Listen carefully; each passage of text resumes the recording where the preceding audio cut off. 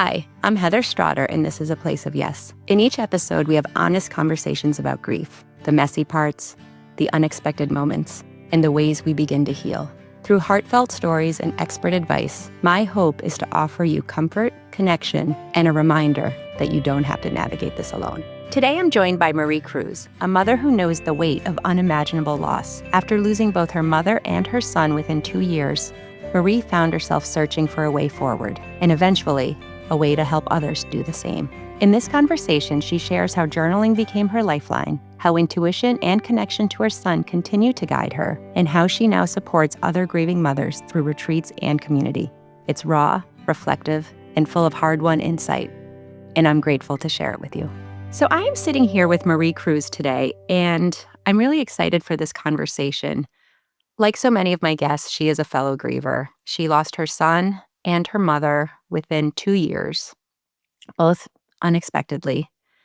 But she has taken that heaviness and that loss and has really um, provided such a service for other people in the same, I don't know, in the same boat, right? Like she runs grief retreats and is a retreat leader and has offered like workshops and things about journaling and kind of how to navigate through this heaviness. So welcome to the show, Marie. I'm really excited to have this conversation with you. Well, thanks for having me on. Always hard to touch it, right? To go there, but Yeah. worth it if it's always in service, I think, to others. But for me personally, I just heal every time I tell my story, every time someone validates the enormity of it. I wish I didn't have a reason and you didn't have a reason, but I'm And we otherwise met some other really way, glad. right? I do always Yeah. say that with a lot of my guests. So we've been starting this season with a lighter question, and I'm going to answer it before, just to give you a chance to think about it, because I feel like sometimes it trips people up. But the question is, the show is called A Place of Yes. And is there anything that you recently feel like you have said yes to that has made your life a little better? I will start with something pretty easy.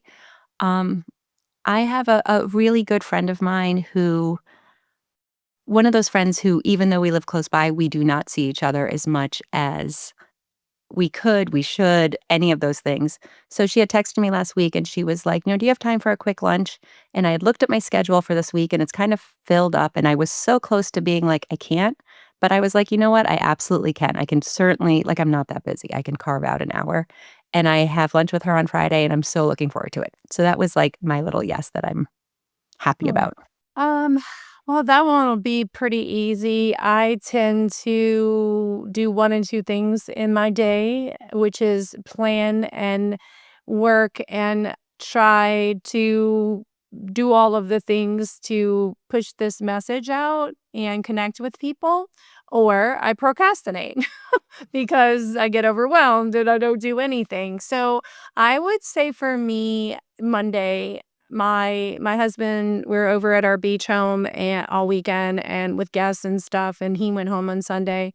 And Monday morning, instead of just grinding it out, I went for a swim and I snorkeled and I just don't allow myself to do those things out of order very often. I might waste my time, but I don't plan my play, if you will, enough. And I was just like, it'll keep, like it'll keep. Life is goes by fast. I love that example because that is an important one for so many, like for our listeners, for guests on the show, and really for everybody, right? Like and it's a little bit similar with the lunch. Like we think we allow ourselves sometimes to be like, so, oh, we have to do this. We're busy. We have to get this done. We have to get this done. And taking an hour here or there, or 15 minutes, or 2 hours, or a whole day, we'll get it done. It's good. I think that's a perfect example. I would love if we could start, if you could share the story of your losses, really, your multiple losses.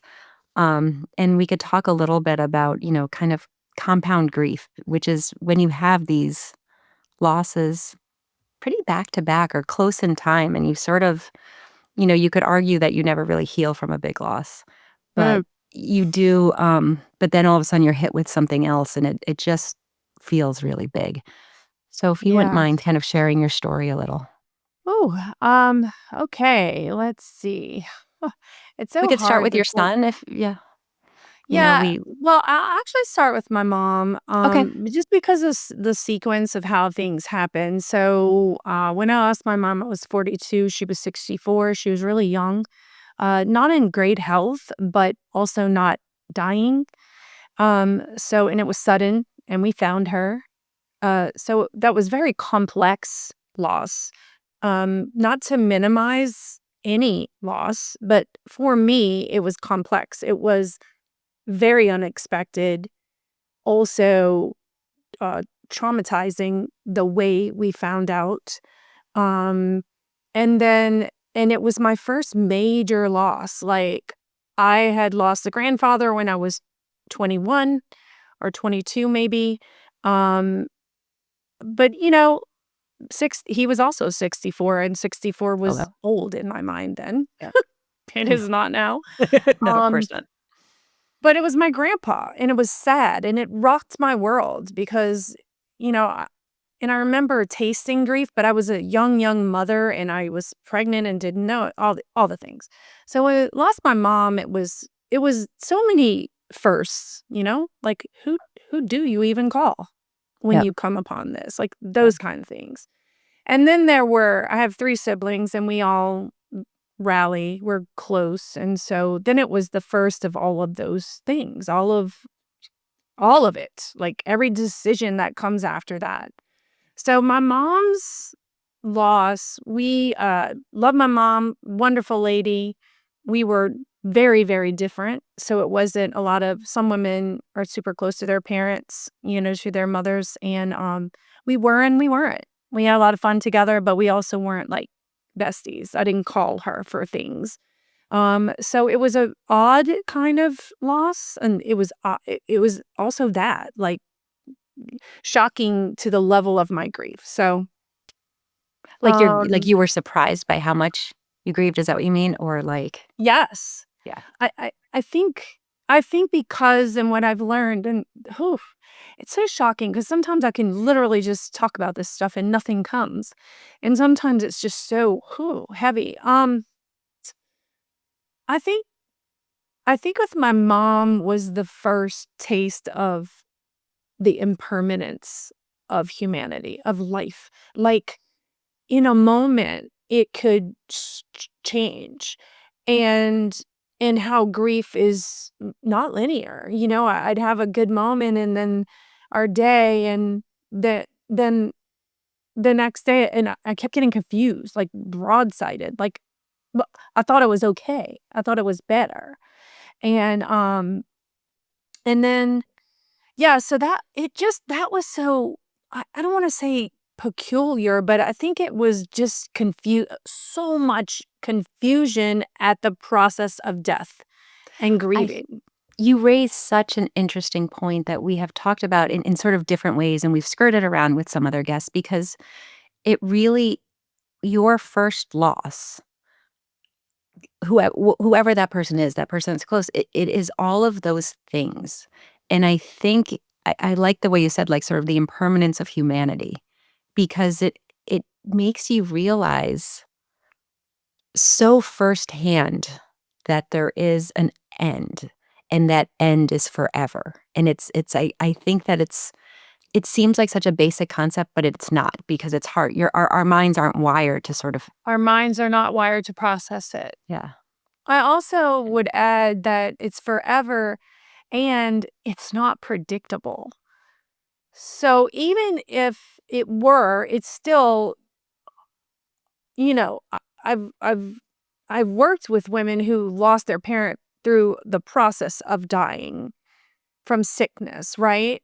Even when it's expected, it's still you think you know what you're gonna feel when it comes, and you don't because you can't, because our human We're just not. brain can't process the spiritual world. It's just kind of how it is. And so none of it's predictable, and I think that part is was the hardest part for me. I didn't talk to my mom every day, but she was an integral part of our lives. I mean, Mm. we were a close family. And then and then it's like, and she's just not here. Like, it it that took me a long time to I almost had to keep telling myself, "No, she's no." Like, N I know exactly what you mean, and I think even when you sometimes think that, "Okay, like, I have understood this," something else can happen, and you never know what that is gonna be, but that can trigger yeah, you. Like, I know, and we may have talked about this before when we talked, but when my son passed, it was close to 15 years ago, but there was this time when the year he would have been a senior in high school. Like, that year when I saw people who had kids that age and they were doing, like, their senior pictures on, like, Facebook and social media, it smacked me in the face yeah, in a way I did not see coming at all. Like, I right, felt like I was right back to ground zero, and it right. took me a while to be like, "Wait, where's this coming from?" And then I was like, "Oh, like, he never got a senior picture." Of course not, he passed away when he was 4, but my brain was still, like, triggered by all these other kids his exact same age having senior pictures. Well, So it's because like you had mapped out in your mind how it was going to be. you just so to your point, like, it's like you can get smacked in the face with it even when you think you have been Yeah. working And I through it think or my mom's loss showed up in ways that were very, intertwined with my children's lives. So, my daughter was a performer, and my mother was just such a supporter of her and so excited about her. And that is something I would have called my mom about to talk about my daughter's success or her performance or her, and so it's those missing pieces that I couldn't call her or I'd want to call her. And and then that I think that's when I first started getting a mental picture of a presence beyond the earth. Like I'd never really thought about I didn't need to process it, it hadn't affected me this way. So then it would be like, "Oh, well, mom's there, she saw, she's with us, whatever," and, whatever people believe, I also talked to a medium at some point and got some of those things confirmed.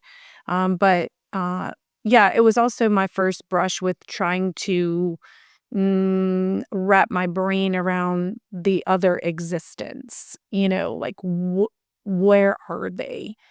And so the loss of my mom really, I think, in many ways paved the path for the way I was able to process losing Quentin, um, which was 20 months later.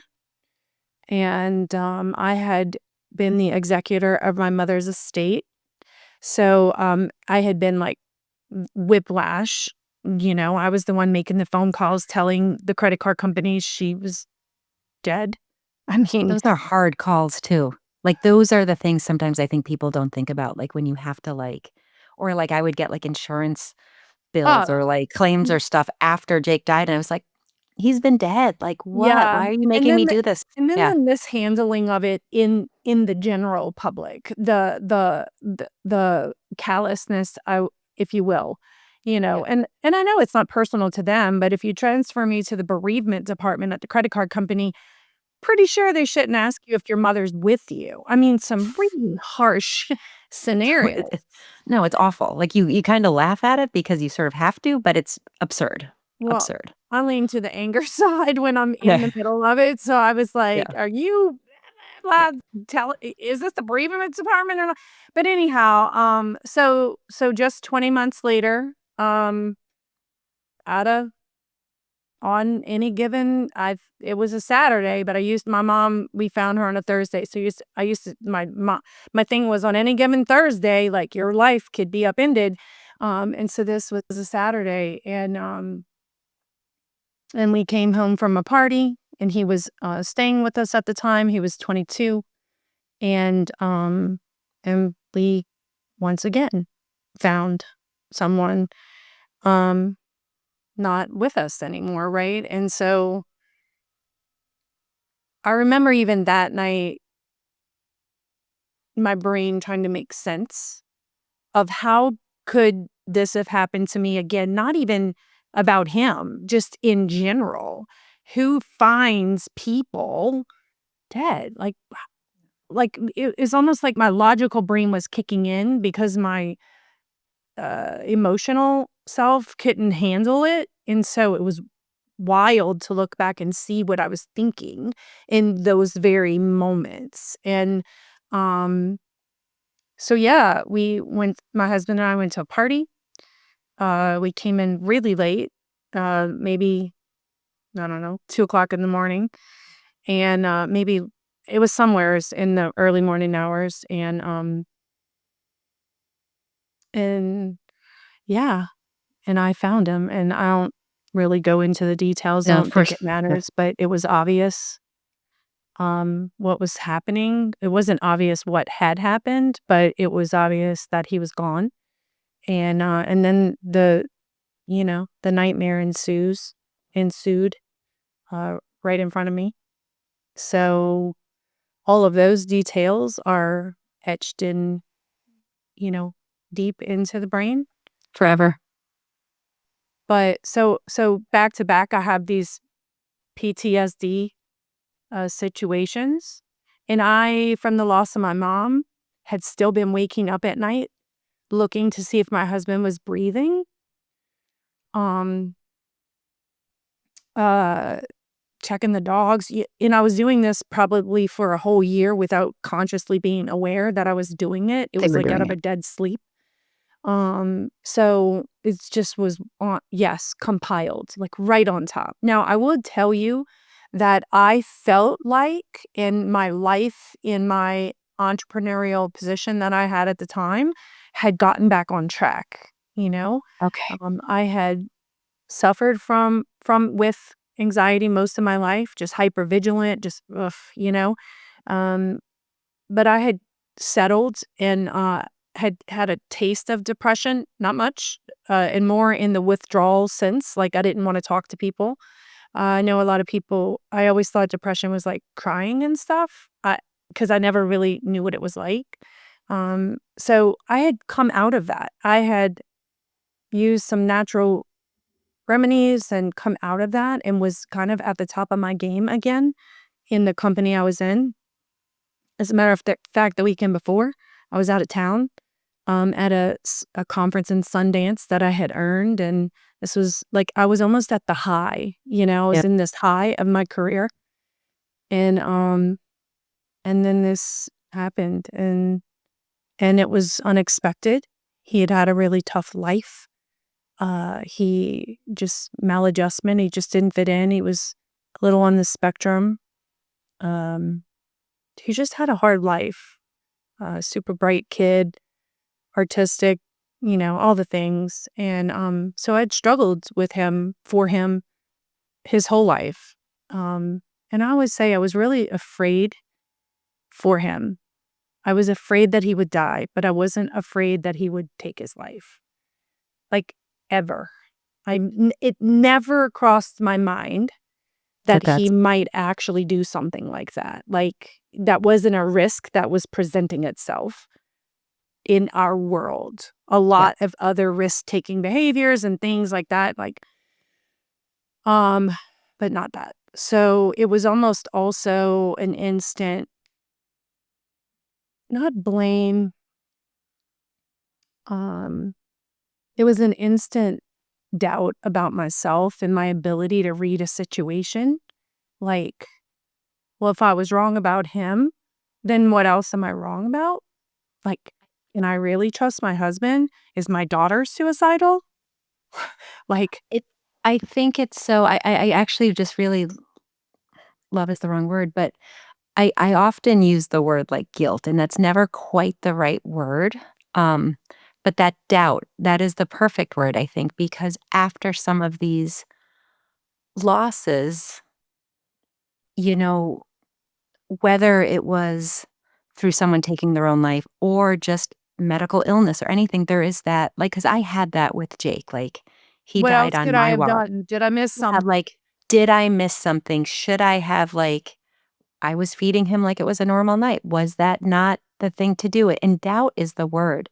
And that is the thing that even the years later, like when you go dark, can feed in because, and like you said, like it kind of transferred to your daughter, to your husband. Like that doubt is like, what if, am I missing something now? Am I missing something with these other people that I love? And that is, I mean, I think that is the perfect word to use, and it's an emotion that a lot of people, I think, feel, but they can't quite find the word because blame isn't always the word because you know not to blame yourself because 'cause you're not supposed to blame yourself, but Mm-mm. it's not quite the right word.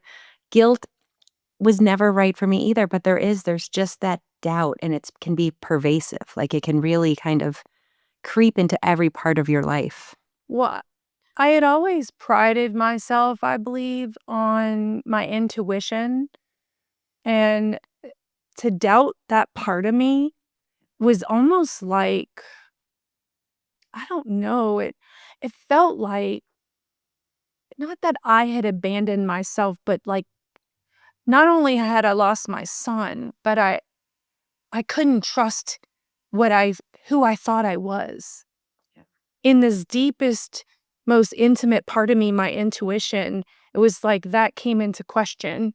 And so that level of doubting that part of me was brutal. It was scary and it kind of shook my whole foundation, like it just I don't it's not something I could put No. into words. I didn't have guilt because I know Yeah. that at the bottom of my soul, I gave him everything I had to give. Like, I used to say, I coulda gave him an eyeball or a kidney, but he probably couldn't have got much more out of me. But to miss it, that was so profoundly impactful to me. And it I think it just scared the crap out of me. Well, Like, it scares the crap out of, like, everybody else that is living too, 'cause right? That is it's such it seeps into everything. How did you, or do you? Because I always sort of feel like yeah, it's always a work in process, right? And you alluded to it earlier, like, sometimes you can talk about it super dry-eyed, and other times we talk about these things, and it's more emotional than others, and it's always hard to know where you're gonna be at any given day. yeah. Um, I just feel like there's that piece. But how did you or how do you work through those feelings? Like, how did you know you had mentioned sort of like that maybe the loss of your mom sort of prepared you a little bit for what was coming in these, like, nonlinear waves of grief. Um, but how Um, did you work through this? so with the loss of my mom, I engaged with my therapist a lot. I had been working with the same therapist since my 20s, and my whole other rest of my story is just amazingly something. uh, but I hadn't been, had been I was in the mindset coaching. I was working with a national team. I was coaching all these people. I had personal clients and that kind of thing. So I was kind of by coaching other people, coaching myself along the way. And then but when I lost my mom, it was this whole new paradigm that I had never even thought of in my life. So I used my therapist a lot to just process. I'm a talker, I'm an oral processor, and so I needed that. So, for a long time in my life, things were pretty stable, so I was able to kinda coach my own self. I also have been a journaler for years, and my journal is my meditation. It's my self-therapy, it's why I built a whole program around it so that I could share it and help other people utilize it as a free tool. Like, once you understand how to use what I do, you get to give yourself what you need all the time. And so but I had that and I had that. So for my with my mother, I wasn't as consistently journaling. But I turned back to my therapist. Not even that much, maybe every couple of weeks or something. Whenever I was like super stuck, I would have a session. But when I lost Quentin, I had somewhere in the time frame of losing my mom to losing him, I had reawakened my this super daily habit of journaling, and I think had begun the process of using it for self-healing versus just getting everything out, right? Okay. So there's getting everything out, journaling, you're just pushing all your emotions out, which is great. I taught my kids all their lives up and out, or it's toxic in your Yep. body. Just get Yep. it out. I had begun through those years to turn towards taking the therapy talk and the things that he had taught me and I had learned along the way and applying them on the regular in my journals. So when I lost Quentin, I didn't write for a very long time, Okay. even though I had a very strong daily habit going because I just couldn't, I was living it. You can't not face it. You're in it, but Yep. I couldn't look at it. And I Yep. knew, I heard one time years and years ago that you'll find yourself on the pages of the paper. And I just didn't want to look. Yep. I was I terrified. think that's really interesting, but I think that is probably, common, right? Because if you're especially if you're if it's part of your daily routine and it's something you're doing that you know is healing for you, and sometimes and I don't know if this is entirely accurate for you, but it's like sometimes you don't want to be healed, like, you don't want to go through it sometimes, like, you just don't wanna see what's happening. I I think for me, I believe that's the case with a lot of people. I think as a society, we're taught or we get the message some kind of way that if you heal, if you release your grief or you get okay, that you leave them behind. I think that's a subliminal Huh. type message that we carry at and that may be just my experience, but for me, why I didn't wanna go into the journal now, mind you, I was talking about it, I was processing it, he was talking to me, which was a whole different shift for me, like, I didn't believe in those things, and I felt like I can't tell anyone, so I was also having these spiritual experiences with him that I felt like I couldn't say because they might light me up, they might wanna put me on medication, like, maybe Yep. I'm really crazy. I mean, the back to the human mind not being able to process eternity, like death, like someone literally physically not being here. When it's your child, as you know, it's like 85 million times Yeah. worse because Yeah. well, because it just Just is. And is. so, I think for me, I was processing him communicating with me, feeling crazy, also, like, trying to forge my own path. I've been a kind of a I was a I'm a rule breaker, I've never really done things the way the world says that we should do them. Like, whole novel. And to read it and hear myself and watch my life, I'm like, "Oh, that was cute." Um, but I think I was trying to figure out how will I do this? What do I need? And people were like, "Oh, there's Facebook groups. There's this, there's that." And I was like, I'm a healer. I'm an empathic person. I knew very clearly I couldn't go put myself in the pain with other people. I also didn't wanna make my entire existence this pain, even though it was without there's only so much you can do to unwrap yourself from it. I've learned since, in fact, you can't very much.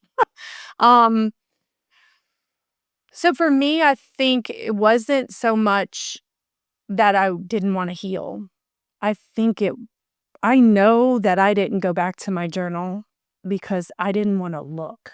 I didn't wanna face it. I think there was a part of me that thought maybe I would find that, um, that I really did know, that I Okay. really did have a feeling, Okay. because journaling, when you allow what's inside of you and your mind and your soul to come out, which is the gift of journaling, it reveals some stuff. And Okay. I think there was a part of me that was scared that I would go and look and I would see, oh, you did see some things, but you didn't Like want to look. there was something there or I oh, think I was afraid of that, but mostly I was just afraid of there was a huge part of me for it was probably only a couple of weeks that I held off, maybe 3. Um, but there was a part of me that was like, if I go and look at this and I just allow this to come, that I'm never going to get up. Like, I'm never gonna stop crying. Like, if I literally, because 'cause I'm really good at survival. So, I cried, I talked, I let some things show, but I'm really good at at just grinning and bearing it and moving through life. I'm good at it. My childhood primed me to shut it down. Um, so I was pretty sure that if I went and I sat with it, I was scared that I would find something I didn't wanna see and that I would not get up. That not get out that of it. that if I started crying, I would never quit.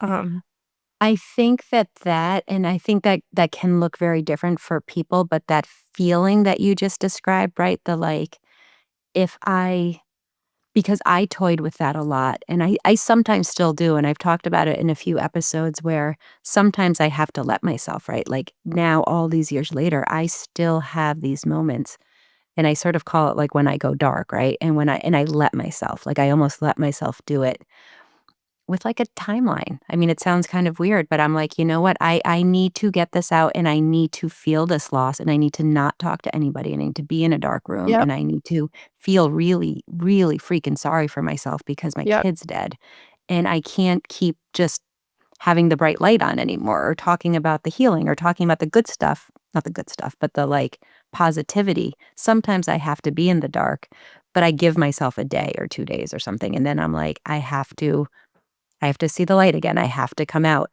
Because I do think people who have had loss, I would say so many people I've talked to, like, there is that there's that line of, like and some people who I've talked to recently who are currently in it, who are just like, "I don't even want to be better. I don't want to get out of this. I just want to cry and miss my person." And I think those are really strong, strong feelings, um and you had written in the sort of the survey about how you needed to process your grief or you'd get stuck in it, and I think that's this piece we're talking about, right? Like, you can just get stuck in it. How did you move through this phase? Like, how did you move through that period? um So I had some situations at play that I think propelled me, but I will tell you by nature, I'm just a survivor. And early on, I would say if somebody said, how did you move through it? I decided again and again and again and again. Over and over, yep. And I just kept deciding. And one of the things that I decided early on was that I wouldn't take this on, like, I wouldn't take blame for this, because of just who I was with this child. I would I knew what I did for him, so I wouldn't take that. People were really worried about that because it's Yep. common, especially with suicide. Um, so I decided, 1, I wouldn't take that on, so if the thoughts came, I would be like I would comedy is a relief for me in really heavy stuff. So I would be like, "Nope, you woulda gave him an eyeball or a kidney or something, but you gave him everything you had." So that was one thing, but the other big decision that I made was that if I was going to be here, and I've never had a thought like that in my life, including, um, losing him or after, it just isn't in my makeup. I don't know why. Um, if I was going to be here, then I was going to figure out how to not be miserable. And if he wasn't here anyway, that me holding on to him wasn't gonna do me any good. Like, if I couldn't have him, then me staying miserable wasn't gonna make me have him anymore. It didn't make logical sense to me. So So why would I not fight my way back? It's a very articulate way of saying, I think, what a lot of us do, right? Like, it's like when I talk about going dark, like, I will let myself shut down when I need to, but I decide then that, on Friday morning or like whatever that is, it's time to get up and restart. Like, you kind of have to give yourself these timelines and make these decisions of how you are going to do it. And you raise this really important point that I think you and I sort of have bonded over when we talked before, but that I just really think is really important.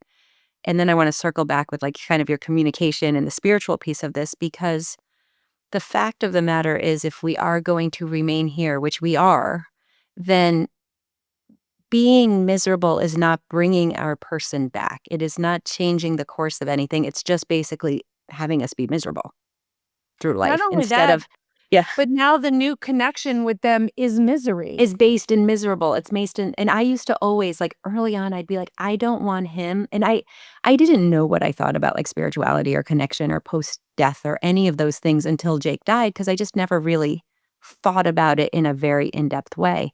But I remember very vividly being like, "I don't want him." I always say looking down, but from wherever, like, wherever his being is, I do not want him seeing me this miserable, because I don't want him to feel bad about it. Like, I don't want, it's kind of like this weird way, but I was like, I don't want him to feel like he did anything wrong. He got sick, he had seizures, he died. I don't want him to hold that I'm a mess. You know what I mean? So if in the Sure. beginning, like, it's this sort of, whether it's still like the mother-child relationship that you're still trying to take care of them in the Yeah. afterworld or in the spirituality. But you mentioned communication with Quentin. Can you talk to me about like what that was like? And I totally get it, like where you're like, I didn't want to talk to people about it because they'll think I'm nuts. But I'd love to hear more about what it was like, especially in the beginning. Sure. Well, to your point, I could see you wanting to protect your 4-year-old from your pain. Yeah. Yeah. I had a little different experience. My son was 22, and when he was 5, he was 22. Okay. Like, he was an old soul, and Yep. I had a full experiential relationship with him, right? So it was different. Yep. Very vastly different, right? You were quite literally still in the mother of a little child role, Yeah. and I Yeah. could see where if I had lost my child that young, I may have rolled into that, still protecting them from wherever they are at, right? Well, for me, it wasn't like that. Um, in that piece, I also mentioned earlier, and I'm just pretty radically self-aware. When I'm hurting, I lean toward anger. It is my default. It's what kept me safe all my life. So when I'm in a crunch, a hard crunch, I lean in the anger direction. So part of me was just kind of pissed off at him. Like, I gave you so much and then you copped out on us. I also, as a mother, could see why. Like like if your kid is cancer and you finally say one day, "It's okay. You can go." It's okay. Like, I wouldn't have told him that. I didn't feel like that. But in the aftermath, I allowed myself to feel that. Okay. Like, it's okay. It was his journey and his path, and it's okay. Like, but I flipped between the 2. So when Okay. my friend said, Yeah. wouldn't it don't you think he'd want you to be happy?" And I was like, "I don't give up Rat's what he ass. Yeah. Yeah. wants. Yeah. He chose to leave here." People said, and I'm just pretty raw, so people were like, will you make, like, put him a bench in a park or something?" Like, "No, he shoulda stayed here and got his own bench. No, I'm not making him a bench." Like, that's just how I am, and that kid knew to the bottom of his soul how much I cared about him. So he's probably laughing at that, there's my mom, like, saying, "No, she ain't giving me a bench," like, and I believe that I bring maybe a little more brevity to this scenario than the average person, or I talk about it more Yeah.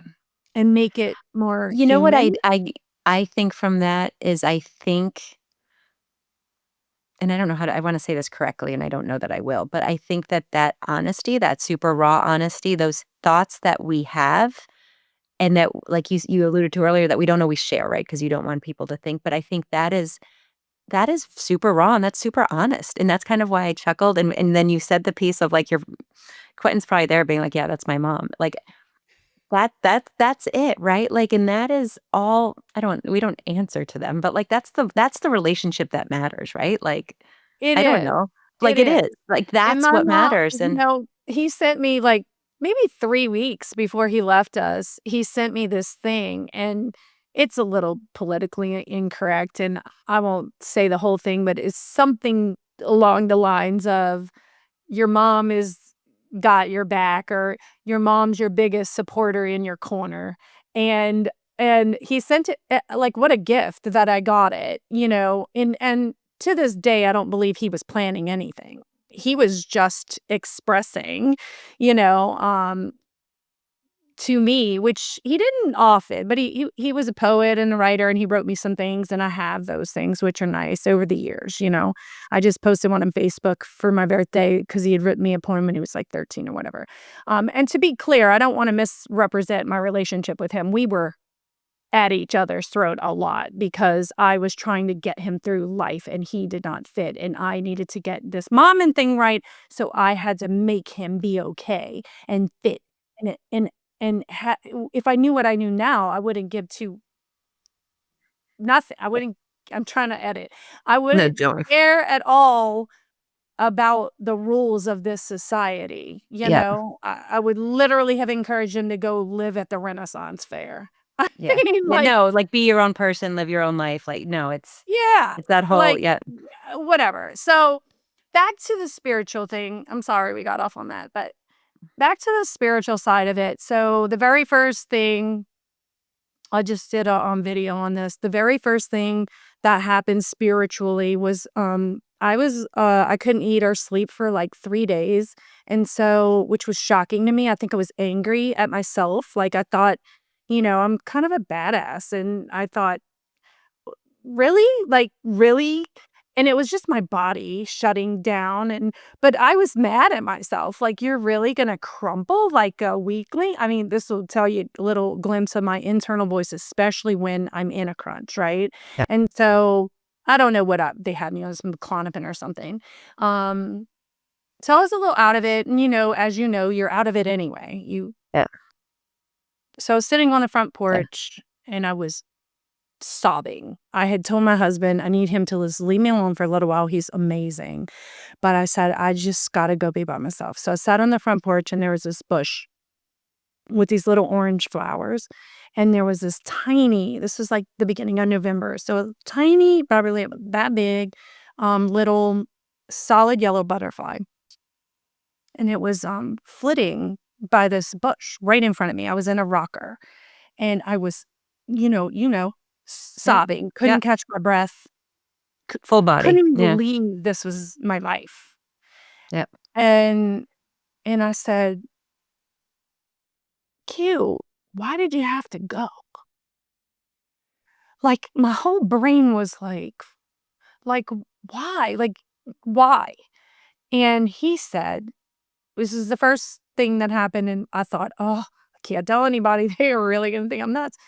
I know he said to me, "But look, mom, I'm free." And if you knew him, you would understand that. Because he spent an entire lifetime feeling caged in a system, in a society that wanted him to be something he wasn't. And I remember thinking, like, first it's like, "Oh my god, I'm going crazy. Can't tell anybody." I'd never had a brush with communication anywheres outside of this realm. And, but then I thought, that had to be him, because if I was making it up, that is not what I would have said. You'd say something different, yeah, yeah, Yes, yeah, I would have said, "Mom, I'm sorry. Mom, I didn't yeah, mean to. yeah, Mom, I don't know, but it wouldn't have been that." And I was not in a capacity to make something up. to sit there and think, what would he say if I asked this question? I mean, Yeah, like, you're not, like, not even creating a it's not mentally or emotionally capable for me to have created that in that moment. Now, since then, maybe we could probably apply that some other places that happened, but not that first that time. time. And then after that, it was weird things. It wasn't that I could hear his voice. It was like he was speaking to me, but it wasn't like I heard his voice. I mean, he was 22 and he was a little man, you know? Yep. So it wasn't that. It was it was commentary. It was one day I was driving and I saw someone, and your mind plays these tricks on you, and I saw someone. He used to walk all over the place and he lived not far from me, so he would just come walk into the house. I was driving and I saw someone and my brain thought it might could be him, like cuz your brain does that. Yep. 100% Um it does. and I start sobbing, like, I'm driving and I'm start, like, bawling, like, I can't I don't know if I pulled over, maybe I got to a stop sign, I can't remember, but I couldn't catch my breath, and I could hear him saying, "Mom, for real? I'm fine. Mom, for real? Are you gonna do this forever? Like, what are you doing?" Like, I literally feel like I heard him fussing at me almost, Yep. like, Yep. and that wasn't so somebody could hear this and go, "Well, her natural internal voice would be fussing at her." It wa it wasn't No, me. I am I believe in these. I do. I Yeah, and there were other very, very significant things that happened that I mean, all kind of things. We lived in our house for 8 years and nothing electrical had happened in this house, and those things, many, and I could tell you 10 stories. Starting with my daughter saying stuff and me thinking she's lost her mind. Like, that's bullshit. He's not doing that. That's not even possible. And then things were happening with me and I was like, okay. You're Like, like, "Maybe." then Yep. yeah. So I mean, whatever people believe, whatever. I would say that when your child crosses over, transitions, whatever we're calling it today, you get kind of desperate to understand, not for signs. I don't know that I needed the signs. I probably could have been fine without that. I got desperate to understand. I remember when my mom passed, I didn't really give it much thought. Where did she Yep. go? How is she okay? Did she make it to heaven? I Yeah. didn't think about those things. But when he passed, I was desperate to know that he was okay. Like where and also just to have a framework of what happens when you die. It is. Um, I think that that's a really good, delineation, right? Like, because I and desperate is the right word. Like, when Jake died, I had never been what someone that I would call, like, overly religious or even spiritual at that point in my life. But when he was gone and I started like, I had some pretty early on, like, feelings that that he was transitioning, that he was like, when he was still in the house, when he wasn't, like, just things that happened that I believed to be him, whether or I needed to believe, I don't I kinda believe it. But I was very like, I went back to the church for a little while. I dabbled with all sorts of things because I needed to find something. Like, I needed an answer in a way that I had never thought I needed before of where is he? Like, how are we continuing this? Like, where did he go? What does this mean? And as time has passed, I can very much say that I am so much more comfortable with it now. Like, over the years, I've just gotten comfortable with it. I'm comfortable hearing stories like that because I believe them wholeheartedly. Like, I believe that that is Quentin telling you, like, and writing you about, like, "Mom, I'm fine." Like, I mean, I believe all of that. We've been talking about so many interesting things and stuff, and one of the things I really wanted to make sure we touched on um, was and you just alluded to it, like, the work you do with other moms, with mm, other grievers. mhm, Can you talk for a little bit about that, about some of your sure, retreats and just the work you do? Because I do sure. love other people and people who take these losses and help others with it because it's so powerful. Yeah, I don't I'll say again, I'm just wired that way. Yeah. And, I don't know if you've looked into human design or anything, but I've gotten some confirmation. That's kind of what I'm here for. So, it made a lot of sense, after the fact. It's not like I knew that and then did this. I Yeah. just followed what was Felt healing right. me. And, so about a year and a half or so after I lost well, let me back up and start with about 7 months after I lost Quentin, I decided to write the novel that I had been wanting to write for a long time.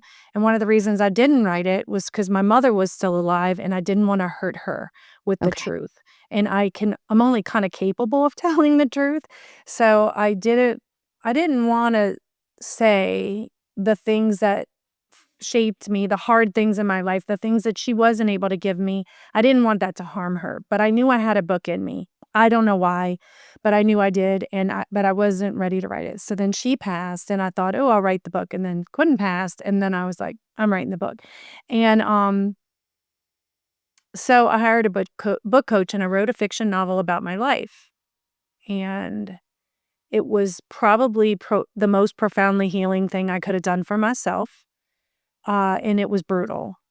Because I was writing scenes of him and I was going back through our life together, I was going back through my first marriage, all the things. In the book, I chose to do something non-traditional, which is write it in third person and then use journal entries at the end of each chapter, which Okay. gives a person perspective. Because I was this is all kind of so interesting to look back. I feel like it was foreshadowing. But I didn't know because I was just following the next thing that I was being led to do in my creative realm. I'm super creative. And so I wrote the book. I put the journals against my book coach's advice. I put the journals in anyway, which, by the way, have been one of the main resonating pieces of the book with That's the people. book. They love that part of it. Um, but in there, I I put all these journal entries, whatever, and then somewhere in the writing of the book, I was running a workshop, a retreat thing for some of the ladies on my team. And it was like I was running retreat. So I started running retreats 18 months after I lost Quentin. And I was trying to teach journaling as a self healing process. But it wasn't a process, it was just journaling. I didn't even understand that I was doing a process. I didn't know. And so but it wasn't sticking, like, it wasn't they were liking it on scene, but that they weren't taking it with them. So then I had this retreat, and I had this something to teach them a way that they could get it, so that they would understand the enormity of the self-healing process of journaling if you flesh it all the way out. I didn't even know, by the way, at this moment that there was such a thing. Like, I didn't it was like I didn't know, but I knew and something was coming through me. Like, you Like, knew there was more, but you didn't quite have the words for it yet or I the didn't even name. I just kept thinking if I had to say like, I kept thinking, "How do I get them to get it?" Like, how do I it was almost like a frustration, but I now believe that the process was just ready to come through me, just like any other artist work. A painter or whatever. This thing was supposed to come through me, and I call it channeling, and I don't think it's woo woo anymore because I think we're all channeling on some level. No, I agree. I agree. Artist for sure. And you'll hear an artist say like, I don't even know, I don't know how that happened. It just came Yeah. out, right? Okay, so on scene, I make up this 4-step process. I I did not stand there and say, "Let me make up a 4-step process." All I was like a kid, I just want them to get it, and I said, "Okay, we're gonna do this. All right, next step, we're gonna do this. Let's try this. Okay, next step, we're gonna do this. Okay, now I want you to imagine this, da da da da da." We get to the and at the end of it, I went, "Uh, I think it th works. Yeah, that's I a think this is it. 4-step process." I literally just pulled that out of my butt. Like, like and it probably took a while to resonate what I had done, and then I named it and all that. So I don't know when that was, maybe in 2020? Maybe it was probably 3 years in, 2020-ish. Yeah, because I think we were on lockdown and we went to a private place to have this little retreat because we weren't really supposed to. Anyway, so the journaling became a thing. And then I had a friend asked me to come and run a retreat for her, for some people on her team, and to bring my writing program to teach it. And because I had talked about it online, and so then it made me move forward and record an online course so that all the ladies coming to the retreat could watch it ahead of time. And now I don't have to teach it for 3 hours. They could watch it, and then we could do the work. We could You could do the work journaling together. work. And so it just has snowballed from that. So every retreat after that, I've done that. I've shared, when you come to a retreat, you get the whole package, the whole online journaling package. And so I was already running some retreats, but I've just multiplied that. And until the last few retreats, I would have mothers come who had also lost a child, because I was connecting with people on Facebook and just on social media in general that wanted to come to the retreats. But I hadn't had a mothers only retreat. So to be clear, the other retreats are for any women dealing with anything. So we could talk about, menopause, empty nesting, which I don't think we give enough credence to, divorce, single mom, Anything. death of anybody. Like, it didn't matter. It's major things that, or they're just stuck, or they're just in a transition in life and they don't know, they hate their job and they don't know what they want, whatever. They're just coming for something. They're looking for something and they haven't found it through traditional methods. So they come. But so this year I started running running them in the last couple of years. I've started running ones just for moms who've lost a child. And I didn't want to do that. It wasn't a path I wanted to go down.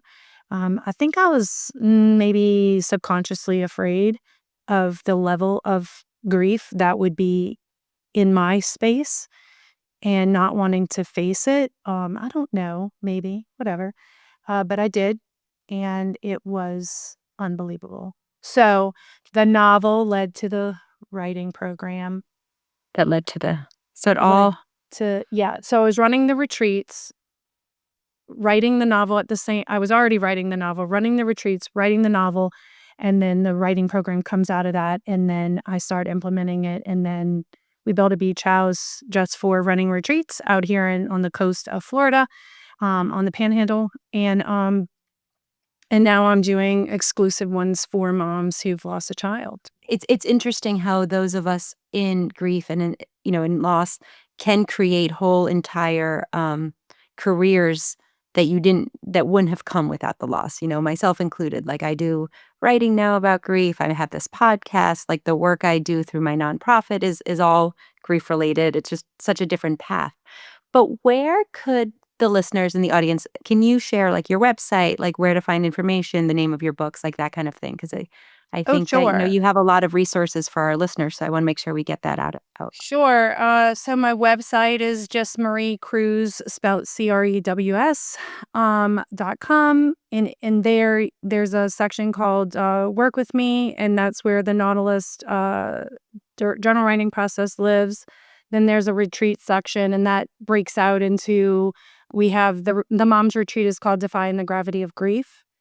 And I'm actually going to start a podcast for that, just for specifically for mothers, not of any type of loss, but specifically for that, to tell their stories, but with the cusp of the ones that are finding their way up, the ones that want to and are searching for and are figuring it out, because I want it to be cumulatively sharing, like, how did we all figure this out? What are all the ways that somebody can go through this and then still have I'd come out peace and joy? And I always say allow it to coexist with great grief. So I'm sorry. Defining the Gravity of Grief. And then the other one is called the Relax and Renew Retreats. And so that's on my website. My socials are linked to my website, Facebook and all, and my email. My novel doesn't have a page yet, but if someone sent me over an email, or I can give you the information, It's up on Amazon, but I have copies of it too. Okay. And if somebody, like, say, wanted a signed copy, it's the same price, but I'll mail it to you myself. Now that the rush is over, I can handle that. I didn't do that at first because, I mean, I sold quite uh, enough books. So, yeah, so I'm easy to find. If you find one, you'll find the other. I share so much grief on Facebook and TikTok, just kind of getting going on TikTok, but I share a lot of my story and my process there. Marie, I have so enjoyed this conversation, and I think it's so important for people because, and I kind of want to close with what you just said, kind of using your own words, because when people are ready to, I hate to say like do the work, but they want to come out the other end, right? Like, because that has to be the core. Like you've got to want to, and it doesn't make it easier, or it's still hard. But if you're putting together these groups where people can learn from each other, because that's what I've figured out. Like I love these conversations because I always have takeaways of something that I can try to do.